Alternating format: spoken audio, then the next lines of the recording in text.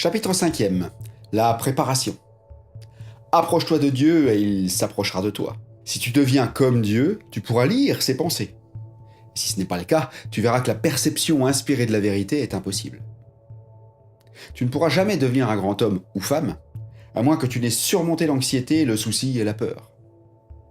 Il est impossible à une personne anxieuse, une personne soucieuse ou apeurée de percevoir la vérité. Un tel état d'esprit distord et écarte toute chose de leur vrai rapport.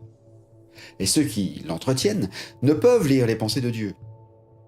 Si tu es pauvre ou as des problèmes d'affaires ou financiers, il t'est recommandé d'étudier soigneusement le premier volet de cette série qui s'appelle « La science de l'enrichissement ».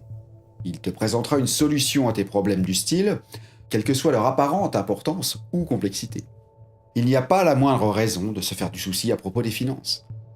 Chaque personne qui décide de suivre cette voie pourra s'élever au-dessus du besoin, avoir tout ce dont il a besoin et devenir riche. La même source depuis laquelle tu ambitionnes de puiser pour l'ouverture mentale et la force spirituelle est à ton service pour satisfaire tous tes besoins matériels. Étudie cette vérité jusqu'à ce qu'elle soit fixée dans tes pensées et jusqu'à ce que ton anxiété soit bannie de ton esprit. Intègre-la à certaines façons, qui te conduira aux richesses matérielles. De la même manière, si tu es anxieux ou soucieux au sujet de ta santé, imagine-toi possible d'atteindre la santé parfaite et avoir suffisamment de force pour faire tout ce que tu désires, et bien plus.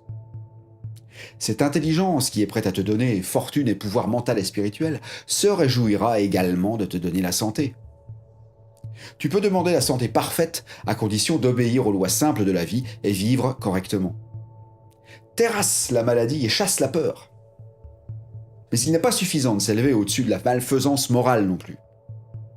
Ausculte donc ta conscience profonde pour y déceler les motifs qui te poussent à agir et assure-toi de leur droiture. Tu dois chasser la luxure et arrêter d'être gouverné par l'appétit. Tu dois commencer à gouverner l'appétit. Tu dois manger uniquement pour satisfaire la faim, jamais par gourmandise. Et dans tous les domaines, tu dois faire en sorte que ce soit la chair qui obéisse à l'esprit. Tu dois laisser la cupidité de côté. N'aie pas de motif indigne dans ton désir de devenir riche et puissant. Il est légitime et droit de désirer des richesses si tu les désires pour le plaisir de l'âme et non pas pour les plaisirs de la chair. Chasse orgueil et vanité. N'imagine pas essayer de régner sur les autres ou les surpasser. Ceci est le point crucial. Il n'y a aucune tentation plus insidieuse que de désirer égoïstement régner sur les autres.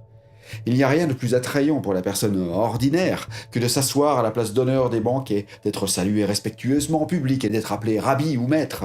Exercer quelque contrôle sur l'autre est le motif caché de chaque égoïste. La lutte pour le pouvoir sur l'autre est la bataille du monde concurrentiel. Et tu dois t'élever au-dessus de ce monde et de ses motivations et aspirations, et ne chercher que la vie. Chasse l'envie. Tu peux obtenir tout ce que tu désires, et tu n'as pas besoin d'envier quiconque pour ce qu'il a. Par-dessus tout, assure-toi que tu n'héberges ni méchanceté ni hostilité envers qui que ce soit. Faire ainsi te bannit de l'esprit dont tu recherches les trésors pour créer les tiens. Celui qui n'aime pas son frère n'aime pas Dieu, paraît-il. Laisse de côté toute étroite ambition personnelle et sois déterminé à traquer le meilleur sans être ballotté par un égoïsme indigne. Réécoute tout ce qui vient d'être dit et évince de ton cœur toutes ces tentations morales une à une. Prends l'engagement de les laisser dehors. Ensuite, résous-toi à non seulement abandonner toute mauvaise pensée, mais renonce à toute action, habitude, ligne de conduite que tes buts les plus nobles ne loueraient pas. C'est suprêmement important. Prends cette décision avec toute la puissance de ton âme. Ainsi, tu seras prêt pour l'étape suivante vers la grandeur, qui te sera expliquée dans le prochain chapitre. Fin du chapitre 5e.